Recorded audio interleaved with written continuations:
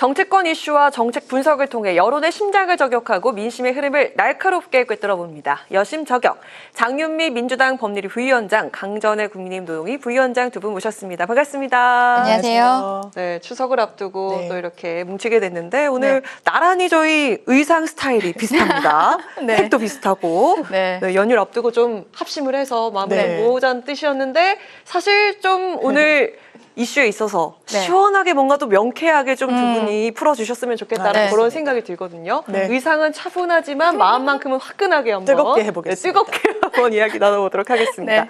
오늘도 저희가 준비한 이야기들 정말 많습니다. 자, 먼저 국민의힘이 야당이 압도적인 의석을 무기 삼아 탄핵을 남발하고 있다면서 탄핵 남용 방지법을 당론으로 발의했습니다. 반면 윤 정부의 계엄 준비 의혹을 제기하던 민주당은 계엄법 개정 검토에 나섰습니다. 법안을 둘러싼 양당의 움직임은 과연 어떤 의미가 있는지 여심적에서 먼저 살펴보도록 하겠습니다.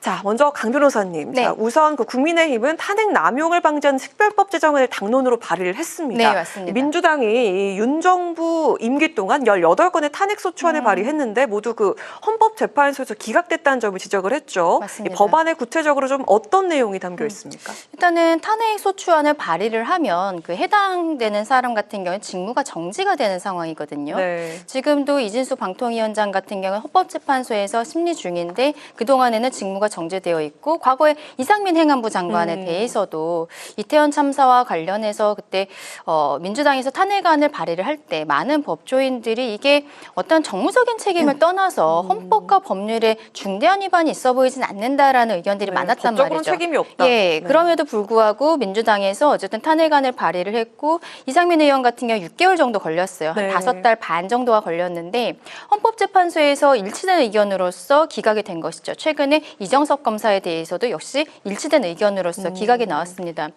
이상민 장관 같은 경우에는 그때 호우가 굉장히 심하게 왔었단 말이죠. 네. 그 폭우가 왔었는데 그때 우리는 그런 국가적 재난이 있을 때는 행안부 장관이 컨트롤타워 수장이 되도록 되어 있었는데 그때 그 폭우가 내릴 때 우리는 직무가 정지되어 있었기 때문에 행안부 장관, 컨트롤타워의 수장이 없는 상황으로 그 재난을 맞이했었던 그런 기억이 있습니다.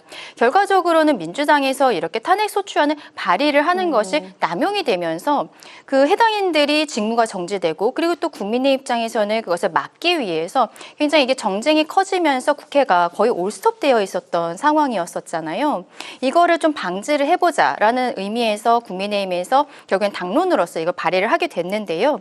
법안 내용을 먼저 말씀을 드리면은 일단은 탄핵소추에 대한 권한 남용을 금지하는 것을 명시한다. 이거는 선언적 의미라고 볼 수 있을 것 같습니다. 그리고 뭐 보복 탄핵을 금지한다라는 내용이 있어요. 이게 어떠한 내용이냐면 현재 그 검사 4명에 대해서 탄핵소추안이 발의가 되어 있는데요. 민주당 입장에서는 그 검사들이 뭐 나름대로의 이유가 있다라고 하고 있지만 결과적으로는 그 4명의 공통점은 이재명 대표에 대한 수사를 했었던 검사라는 것이죠. 네.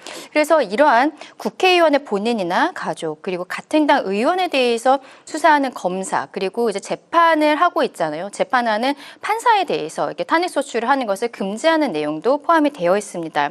그리고 탄핵소추의 시효를 3년으로 설정하는 것, 또 직무개시 후 6개월 내 탄핵을 금지하는 것. 이 내용은 이진수 방통위원장 같은 경우에는 직무를 시작하고 바로 다음 날 네. 탄핵소추안이 발의됐었잖아요. 그렇다면 하루 이틀 만에 무슨 탄핵이 될 만큼의 중대한 헌법과 법률의 위반이 있었냐라는 이야기들이 있었기 때문에 6개월이라는 기간을 설정을 한 것이고 그리고 오늘 언론에서 많이들 보셨을 텐데 네네. 탄핵이 각하되거나 기각됐을 경우에 그 비용에 대해서 발의한 당이 책임지도록 이러한 내용들이 있습니다. 비용이 많이 듭니까? 지금 이게 뭐 그 특검이라든지 이런 것들에 대해서 생각을 해보면은요, 민주당은 한번 특검을 할 때 한 76억 정도가 들어간다라고 이야기를 하고 네. 있어요. 예, 근데 만약에 기간이 연장된다거나 하면 사무실의 비용 그리고 인건비 같은 게 해서 보통 한 100억 정도가 들어간다라고 국민의힘에서는 보고 있습니다. 이러한 것들에 대해서 결과적으로는 정치적인 책임을 넘어서 법적 책임을 지는 것, 이거를 핵심으로 해서 발의를 한 것이거든요. 지금 일단 국민의힘에서 발의를 하였고 민주당에서는 좀 반박을 하고 있는 상황이기는 합니다. 네. 저희 방송하면서도 이제 탄핵소추 나올 때 이게 13번째다, 15번째다 이렇게 이야기를 언급하면서 이야기를 했는데 어느덧 그 18번째 발의가 됐습니다. 국민의힘 측에서 이렇게 민주당의 네. 잇따른 탄핵 배경엔 이재명 대표의 사법 리스크가 있다 이렇게 강조를 하고 있는데요. 대통령실은 최근 그 야당에서 결성된 윤석열 탄핵준비 의원 연대에 대해서 이재명 대표 방탄연대 빌드업이 맞느냐 이렇게 비판하기도 했는데 이에 대한 그 민주당 입장 어떻습니까? 전 일단 지금 그 국민의힘에서 탄핵 남용 방지 특별재정법 이제 이것이 이재명 대표에 대한 방탄용이고 이제 무리하게 좀 제기가 되기 때문에 막아야 된다. 법으로 하겠다고 하는데 대단히 좀 부적절하다고 생각합니다. 눈에는 눈, 이에는 이의 식으로 어떤 정치 공세 수단으로 전 입법하면 안 된다고 생각합니다. 이건 민주당도 마찬가지일 겁니다. 왜냐하면 이건 헌법 재판의 체계를 그냥 무너뜨리는 거예요. 이 부분과 관련해서도 임용된 지 6개월이 되지 않은 사람에 대해서는 탄핵 소추조차 하지 못한다. 탄핵과 관련해서는 헌법에 명시가 되어 있습니다. 헌법과 법률의 위반이 고위공직자, 여기서는 대통령을 포함해서 국무위원이 들어가는데요. 6개월인지 12개월인지 하루인지 중요하지 않습니다. 헌법에 위반이 있으면 탄핵할 수 있다고 이런 헌법 최상위법에 규정이 되는데 이걸 네. 6개월 안에는 못하게 한다. 그리고 저희가 재판을 하다 보면 형사재판에는 피해자가 됐든 피고인이 됐든 비용을 부담하는 게 없습니다. 이건 공권력의 법 집행이기 때문이에요. 네. 헌법재판소 절차 마찬가지입니다. 위헌인지 아닌지 어쨌든 대한민국의 최고 헌법재판소에서 가늠을 하는데 비용을 일방에게 기각됐다고 부담시킨다. 이건 상당히 근간을 흔드는 거예요. 이렇게 뭔가 어떤 불만이 있다라고 해서 거길 땜질식으로 입법하는 건 상당히 반대를 하고 있고요. 뭐 물론 필요 최소한으로 해야 된다는 문제의식엔 공감합니다만 좀 무리하다는 차원이 있고 일부에서 이제 민주당과 조국혁신당 그리고 뭐 진보당 의원들이 탄핵과 관련한 뭐 탄핵 준비 의원 연대를 발족시킨 것으로 알고 있습니다. 네네네. 이 부분과 관련해서는 민주당의 입장은 당연하지만 탄핵을 가시화한다거나 어떤 시동을 건다는 입장이 아닙니다. 탄핵은 민주당이 하는 게 아닙니다. 국민들이 하는 겁니다. 그렇다면 네. 민주당이 뭔가 국민들보다 한 발 내지 반발 앞서서 탄핵을 견인한다 이런 생각 없는 것으로 알고 있습니다. 다만 지금 현실적인 지형이 어떻습니까? 오늘 갤럽 조사를 보더라도 최저치가 나왔어요. 네. 20%의 지지율로는 네. 국정운영 제대로 가동할 수 없습니다. 국민들의 마음이 상당히 떠났다는 거예요. 박근혜 전 대통령이 한번 탄핵이 됐던 전례가 있는 대통령이죠. 그때 지지율 아마 그거보다 높았던 것으로 제가 알고 있습니다. 네. 그렇다면 이런 부분과 관련해서 대안을 지금 국정 주체로서 집권 여당과 지금 정부가 낼 수 있는 능력과 어떤 그런 의지가 있는가 상당히 물음표로 보이는 부분이 있죠. 의정 갈등과 관련해서도 뭔가 정부의 개혁에는 항상 뭐 반대 세력이 있다. 가짜 뉴스라고 국무총리는 지금 언성을 높이고 있습니다. 이런 현실인식 잘못됐다고 국민들이 언급하고 있는데도 그대로 내 길은 내 갈 길 간다라고 하는 그런 인식으로 과연 국민 응원 받을 수 있겠습니까? 그래서 일부의 의견이지만 이런 탄핵 준비 의원 연대가 저는 이 정부가 깊이 새겨야 될 지점은 있다고 생각합니다. 네, 우리 장 변호사께서 하나하나 조목조목 반박해 주셨는데 민주당은 탄핵이 헌법상의 권한이고 탄핵 사유가 있는 공직자에 대해서 적법한 절차를 거쳐서 남용이 아니다 이렇게 반박을 하고 있죠. 민감한 사안인 만큼 여야 신경전이 아주 팽팽한 그런 상황인데 자 결국 그렇다면 우리 강 변호사님이 네. 탄핵 남용 방지법 통과가 될 수 있을지 좀 어떻게 전망하십니까? 일단 민주당에서 그 탄핵 소추를 할 수 있는 것에 대해서 헌법과 법률에 규정이 있다라고 이해하신 부분은 당연히 인정할 수밖에 없죠. 그런데 민주당이 어떤 거대 야당으로서 너무 폭주하는 것이 아니냐라는 것에 의문을 제기하고 있는 것입니다. 지금 말씀하신 내용의 탄핵이 정말로 헌법과 법률에 중대한 위반이 있다라고 어떤 국민적인 공감대가 저는 선행이 돼야 된다고 생각하는데 앞서 말씀드린 예에 있어서 이상민 행안부 장관 같은 경우에 그때 이태원 참사와 관련해서 어떤 법조계에서도 이것은 헌법과 법률의 중대한 위반이라고 보기 어렵다라는 이야기들이 있었고 결국에는 민주당에서 무슨 얘기를 했냐면요. 헌법재판소에서 전원일치된 의견으로서 기각이 되었을 때 네. 어떤 사과의 의사표시가 아니라 그래도 누군가가 정무적 책임을 져야 되는 것이 아니냐라고 이야기를 하는 거예요. 정무적 책임을 지는 것에 있어서 탄핵안을 발의한다. 그것은 그 절차가 맞지 않다라고 말씀을 드리고 싶습니다. 지금 이 상황에서 탄핵을 막기 위한 이 법안이 특별법이 통과될 것이냐 여쭤보셨는데 저는 개인적으로 이거는 거의 통과는 어렵다라고 생각을 해요. 왜냐하면은 헌법 규정에 있어서 그 국회가 의결을 하려면 제적의원 과반수가 출석을 하고 출석의원 과반수가 의결을 해야 되는 그렇죠. 상황이거든요. 그런데 지금 뭐 그 국민의힘 같은 경우 108석에 불과한 상황이기 때문에 다른 민주당에서 뭐 일부 의원이 함께 한다거나 그랬을 때는 통과할 수 있겠지만 현재 그 여야 간의 대치 상황에 있어서는 법안을 통과하는 것은 거의 네. 저는 불가능하다라고 생각을 합니다. 그럼에도 불구하고 국민의힘에서 이러한 법안을 당론으로서 발의를 했다는 것은 민주당이 폭주하고 있는 것에 대해서 국민들께 저는 의견을 구하는 과정이라고 생각을 해요. 이게 통과가 되고 안 되고를 넘어서서 우리가 이런 법안을 준비를 했고 이런 것들을 하게 된 이유에 대해서 국민들께 설명하는 과정, 그것이 필요해서 한 것이다라고 생각을 합니다. 네, 자, 또 다른 이슈, 이 개헌법 개정 검토에 대한 이야기 나눠보도록 하겠습니다. 자, 한편 그 민주당은 국회 개헌 해제 요구 권한을 강화하는 개헌법 개정 검토에 나섰는데요. 앞서 이재명 대표와 김민석 최고위원 등 이 지도부에서 윤 정부의 개헌 준비서를 잇따라 제기를 했었습니다. 물론 논의 중이겠습니다만 이 개헌법 개정안에 우리 장 변호사님 어떤 내용이 좀 들어가게 될지 민주당 내에서도 그 좀 의견이 분분한 것 같거든요. 맞습니다. 이게 발의가 될 수 있을지 어떻게 전망하십니까? 일단 개헌과 관련한 우려를 민주당에서 표명했을 때 국민의힘에서 즉각적으로 나왔던 건 아니 제적의원의 과반으로 개헌 해제를 할 수 있고 그 네네. 요건이 민주당으로 충분히 되는데 무슨 개헌이냐 이렇게 이야기를 하셨거든요. 법이 그렇게 돼 있습니다. 그런데 한층만 더 들어가면요. 박근혜 정부 때 개헌 문건이란 게 나왔었죠. 거기에 내용 중에 여러 가지가 있는데요. 그중에 하나는 국회의원들을 현행범으로 체포해서 이 제적의원 수를 줄이는 거예요. 그러면 이 과반 요건이란 것도 아무리 다수석을 차지하고 있더라도 요건에 안 될 수가 있거든요. 그게 현실적인 문건에서 나왔던 전례가 있습니다. 그래서 민주당에서 넣겠다는 개헌령 개정안과 관련해서는 일단 헌법상 현역 의원들은 회기 중에 현행범이 아닌 이상은 국회동 역시 체포구금이 되지 않습니다. 네. 그런데 계엄이라는 그 비상 상황에서 심지어 문건에서 현행범으로 체포하고 구금해야 되는 그런 아이디어가 어쨌든 거론이 됐던 겁니다. 그렇다면 체포구금이 현행범이란 이유로, 왜냐하면 계엄이란 건 비상 상황이기 때문에 이를테면 계엄에 반하는 뭐 집회 시위에 나갔고 그 현장에서 잡으면 그게 현행범일 수도 있는 거예요. 네네. 그렇다면 현행범으로 체포구금이 되더라도 국회 본회의 공고 일정이 나면은 석방을 즉시 하도록 한다. 그러니까 국회의원의 어떤 그 헌법상 면책 특권을 정확하게 이제 계엄 상황에서도 기재를 하는 그런 부분을 넣겠다는 것이고요. 그리고 현행범은 지금 형사소송법을 보면 이제 범죄 현장에서 잡히는 그런 구조다 보니까 영장이 없이 사람을 데려오는 겁니다. 네. 그럼 인신을 계속해서 구금할 수가 없어요. 법적으로는 48시간 안에 풀어주거나 영장을 쳐야 됩니다. 청구를 해야 됩니다.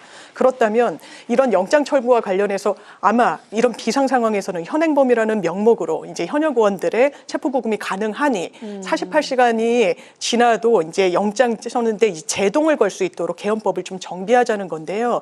지금 개헌과 관련해서는 민주당 내에서도 이제 우려 표명으로 이제 충분히 의사를 전달했다라는 의견도 있고 네. 아니고 그 부분에 대해서는 더 이 부분의 구체성을 떼고 있기 때문에 문제의식을 크게 가져가야 된다라는 부분이 좀 갈리고 있어서 실제로 입법화까지 속도를 낼 수 있을지는 좀 지켜봐야 될 것 같습니다. 그렇군요. 그 특히 김민석 민주당 최고위원이 내세운 개헌 준비 의혹의 핵심 근거는 그 윤 대통령이 8.15 광복절 축사에서 반국가 세력 이걸 언급한 것과 또 개헌력을 대비해서 소위 그 충한파를 만들고 있다라는 요 지점인데요.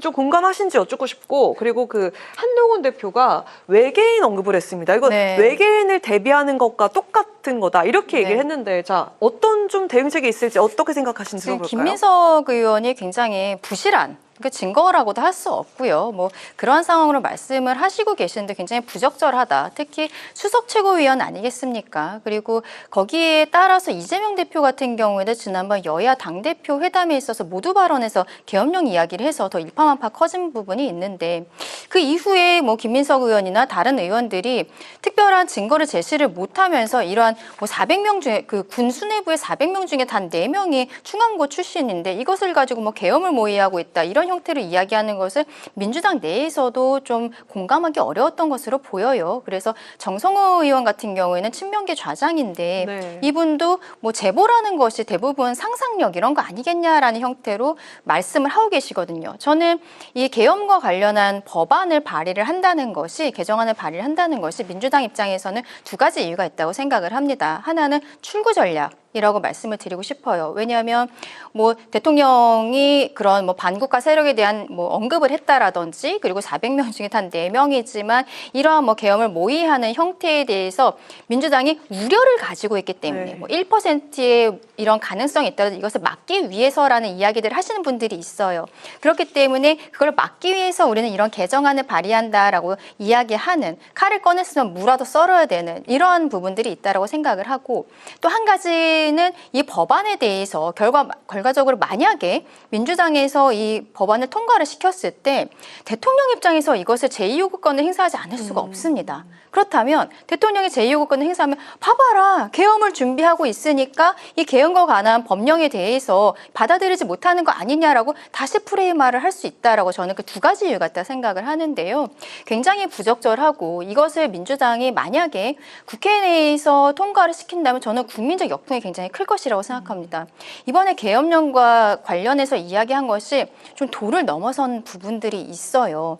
그리고 거기에 대해서 민주당이 이런 법안 발의 형태로서 출구 전략을 준비하고 있다고 저 생각한다고 말씀드렸는데, 이러한 형태의 정치는 좀 보지 않았으면 좋겠다라는 개인적인 생각입니다. 네, 추석을 앞두고 있는데 그 22대 국회가 계엄령과 탄핵 공방으로 이렇게 충돌을 하고 있습니다. 하지만 그 당장의 의료 불안 해결과 또 민생 경제 회복 등 정말 여야가 힘을 합쳐서 풀어야 할 숙제들이 많이 남아 있는데요.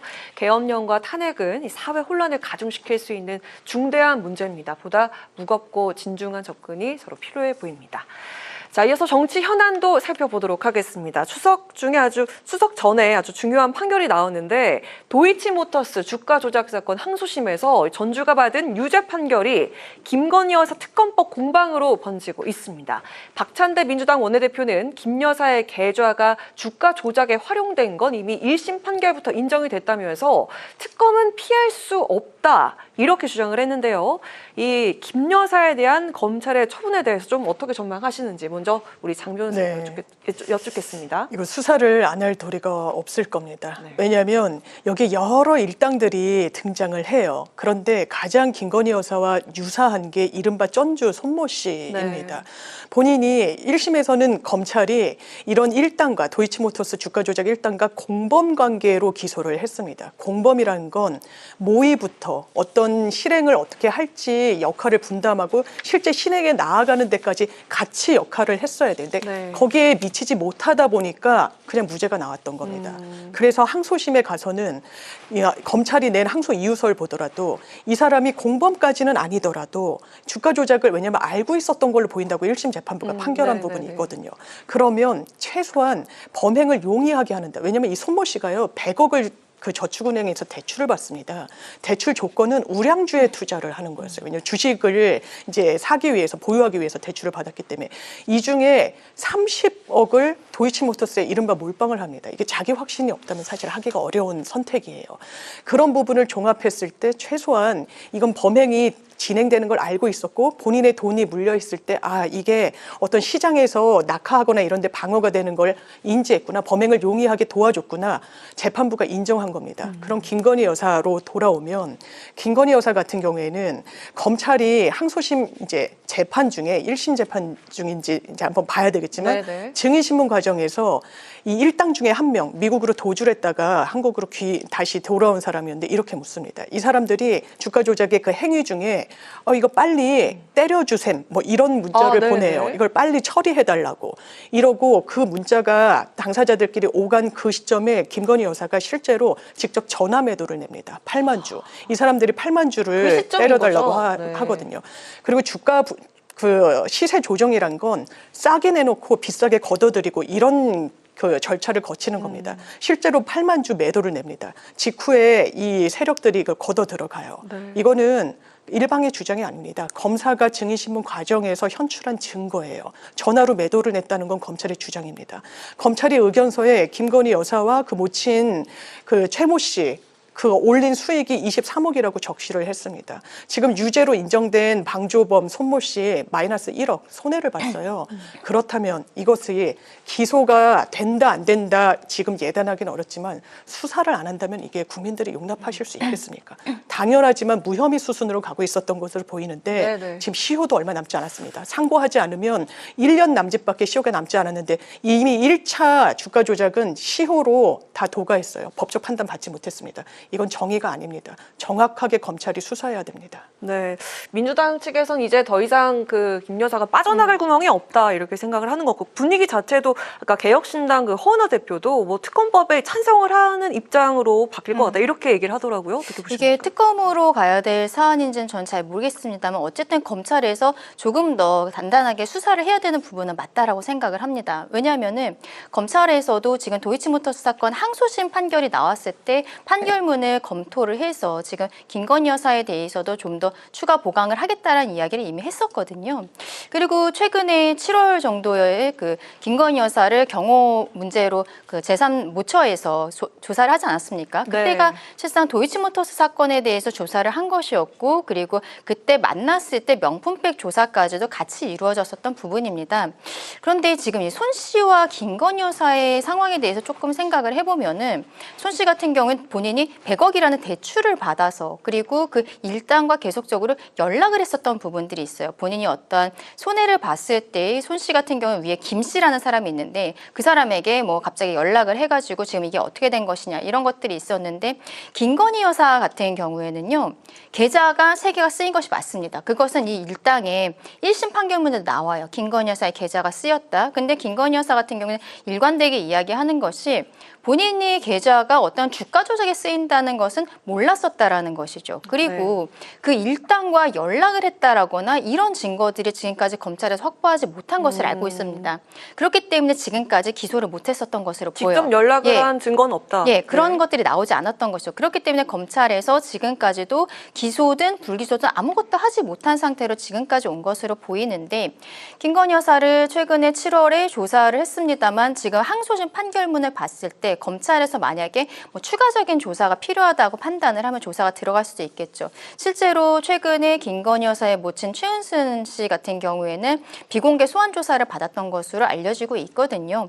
저는 여기에 있어서 뭐 민주당이 계속적으로 특검을 이야기하고 있습니다만 결과적으로는 검찰에서 잘 판단을 해야 된다라고 생각을 합니다. 근데 다만 굉장한 부담감을 갖고 있을 것이라고 생각해요. 왜냐하면 최근에 명품백 사건에 있어서도 결국 수사심의위원회까지 갔는데 거기에도 전원일치된 의견으로서 김건희 여사에 대해서 불기소 권고가 나왔잖아요. 그런데 이게 또 국민적인 어떤 국민 정서에 맞지 않는다고 해야 될까요? 그런 부분이 있어서 최재형 목사에 대한 수사심의위원회도 추가적으로 열리게 된 부분. 검찰이 굉장히 김건희 여사의 사건과 관련해서 조심스럽게 다가가고 있는 건 맞다라고 생각을 하거든요. 그렇다면 이제 도이치모터스 사건의 항소심에 있어서 여기에 있어서 완전 주범은 아니지만 방조범으로서 들어갔던 손 씨가 징역형의 집행유예를 받은 사건, 그리고 김건희 여사가 여기에 대해서 어느 정도 가담을 했다고 볼 것인가, 손 씨 정도의 가담이라고 볼 것인가, 아니면은 그것보다 더 낫다라고 볼 것인가, 검찰에서 그 부분을 조금 더 수사를 해야 되지 않을까라고 생각합니다. 네. 오늘 그 마지막으로 이야기 나눠볼 주제는요. 지난주에도 이야기를 했지만 여전히 제자리에 머물러 있는 그런 주제입니다. 추석 연휴는 코앞인데 여야의정 협의체 출범은 난항을 겪고 있는 상황인데요. 국민의힘은 의료계 설득에 총력을 기울이고 있는데 회의적인 반응이 나왔습니다. 일부 의료단체 한 2곳 정도 작은 규모의 의료단체가 함께하겠다 이렇게 국민의힘 측에서 입장을 발표했는데 민주당 측에서는 대표성 있는 의료단체 없이는 이게 무의미하다라는 입장을 내놓고 있죠. 또 내년 의대 증원을 두고 한동훈 대표와 한덕수 총리가 설전해버리면서 상황은 더 막막해졌습니다. 자, 이 문제를 좀 어디서부터 어떻게 해결해야 할지 좀 짧게 마무리하면서 들어볼까 하는데요. 먼저 우리 강 변호사님. 지금 야당에서 대표성 있는 단체가 함께하지 않으면 의미가 없다라는 형태로 이야기를 하고, 그리고 또 여당에 있어서 한동훈 대표가 생각하고 있는 것들이 대통령실과 맞지 않는 것이 아니냐, 어떤 당정 간에도 지금 조율이 되고 있는데 함께 할 수 있겠냐 이런 이야기들을 합니다. 또 민주당에서 대통령의 사과를 요구를 하고 있어요. 저는 그게 기본적으로 잘못된 태도라고 생각을 합니다. 영수회담에 있어서도 이재명 대표가 그때 윤석열 대통령을 만나서 의대 증원과 관련해서는 적극적으로 협력을 하겠다고 이야기를 했었거든요. 그런데 그 이후에 민주당도 이번 여야 대표 회담에 있어서 대안조차 없다는 것이 드러나지 않았습니까? 이러한 상황에서 계속적으로 정부 탓, 여당 탓만 하고 있는 것이 아닌가라는 생각에 좀 답답한 마음이 있습니다. 그리고 그 민주당에서 이야기하고 있는 대표성 있는 단체, 그게 가장 문제인데요. 의사들 같은 경우 우리 변호사들은 대한변호사협회가 법정단체로서 대표성을 갖고 있습니다. 근데 의사는 그게 아니에요. 대한의사협회가 법정단체로서 대표성을 갖고 있는 게 아니거든요. 네. 그리고 대법원에서 의대 증원과 관련해서 이것을 막아달라는 가처분 신청이 있었을 때 지난 6월에 대법원까지 결정이 났었어요. 그때 대법원이 신청한 사람들 중에서 교수라든지 전공이라든지 의대생이라든지 18명이 신청했는데 의대생만이 신청인 적격이 있다라고 얘기를 했습니다.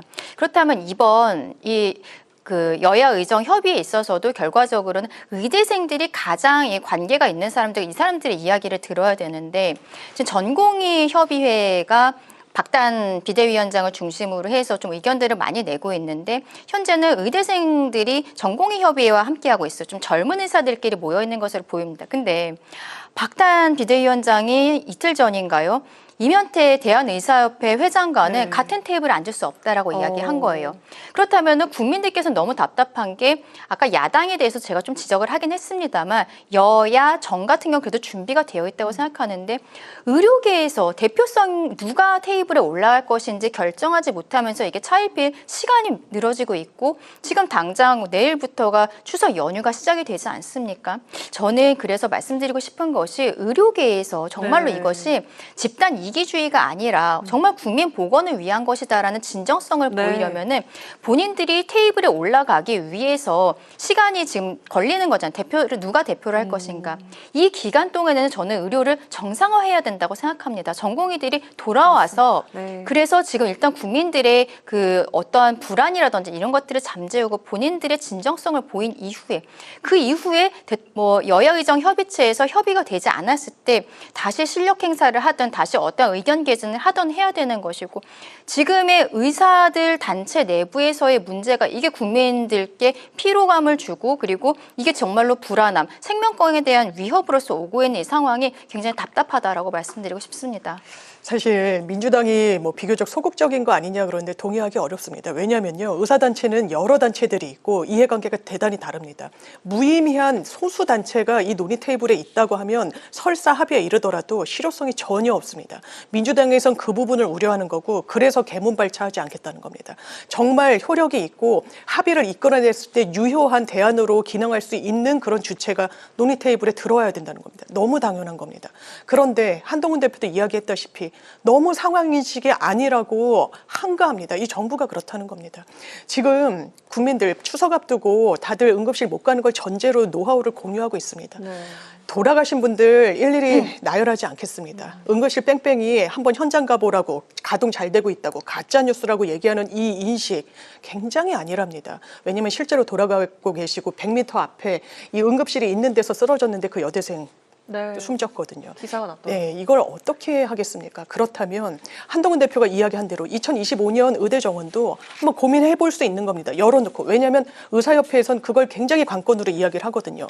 지금 1,509명을 일단 다 뽑아놓고 인적 물적 장비 갖춰야 됩니다. 교수도 충원하고 장비도 들여놔야 돼요. 그런데 이런 부분과 관련해서 2026년도에 절반으로 줄인다, 0명으로 원점한다. 그럼 그 뽑아놓은 인적 물적 장비 어떻게 할 겁니까? 의사단체의 의견도 일부 이해가 되는 부분도 있어요. 그렇다면 이 장기화되고 있는 국면을 멈추기 위해선 정부가 나서야 됩니다. 의사단체한테 대안 내놓으라고 하면 안 됩니다.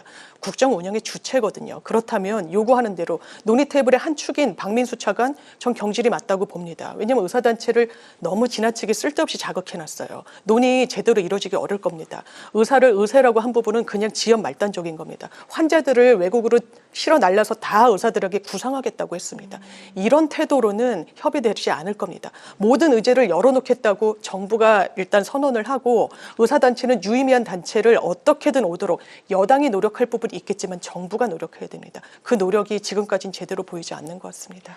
네, 이런 상황이 정말 안타까운데 이번 올 추석 연휴 덕담 인사말은 뭐 풍성한 한가위 보내세요가 아니라 건강하고 안전한 한가위 보내세요로 바뀐 것 같다라는 많은 이야기들이 있더라고요.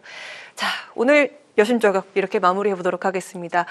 자, 지금까지 장윤미 민주당 법률위 부위원장, 강전의 국민노동위 부위원장과 함께한 여심저격 시간이었습니다. 두 분 고맙습니다. 감사합니다.